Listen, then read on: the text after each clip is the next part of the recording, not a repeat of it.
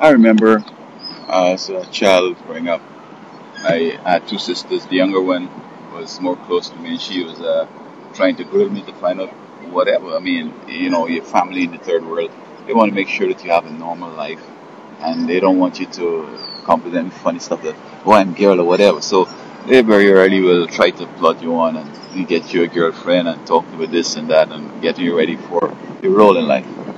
And so she asked me, she said, I haven't heard you been talking about your girlfriend and who you like and this and that. Because at that time, I've had little things going on, but not anything, that I really wanted to talk about. Of course, I didn't want to fool around with women simply because I think that looking around in my experience, I did not want to have any fractured relationship. I wanted to have a great one. And I didn't want to put them through the poverty of which I came through, from which I came through. And so I know many of my friends, they were handsome, they had some assets and so on, and all the girls liked them. And so they took time off, all of them, and got all of them pregnant. And then the 11 kids needed support, and so they all took them to court, and child support was sanctioned. Couldn't afford it, went to jail a couple of times, looked old, gone away. It happened to a couple of them. And I figured that ain't gonna happen to me. Even in church, some boys, pretty boys and smart boys, popular boys got knocked up like that. I, I promised myself that it's not gonna happen to me. So when I was about 27, I, met this woman in Trinidad, loved her, we got married, had a child and so on.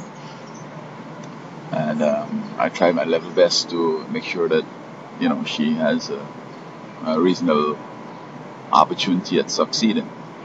But um, when my sister asked me that question, I told her I like Prince Anne. She laughed. She said, "You're joking." She said, "You can't get her." And I mean, I felt my sister now was like, same thing I didn't want to tell you now. I think it can happen, but I hadn't an understanding of the reality of the situation. I mean, those were dangerous times. I mean, racism was something else, but apart from that, I mean, my status then as a colony boy, poor, black, and all that, I agree that it was impossible. But nevertheless, that was my idea. I wanted to see if I could, go up to Oxford, London, or Cambridge to study, and then, somehow become important, and then be able to catch her attention. But it doesn't matter, even if I'd been the king of the Caribbean or whatever, anything can happen. Because so far I don't see the royals, marrying outside of, the white race and so on. Um, I don't think it's anything racial. It's just that that's the preference. And so I watched Prince Anne nevertheless, matured into a great states lady.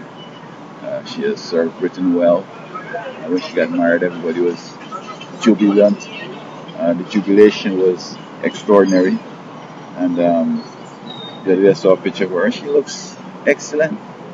And maybe one day I'll go to London and I might have a chance to tell her to say, I liked you when I was a child. You're young, you're driving fast through London, a cop stopping right, you didn't take it. I was kind of like scared for you and so on. I think she might just laugh.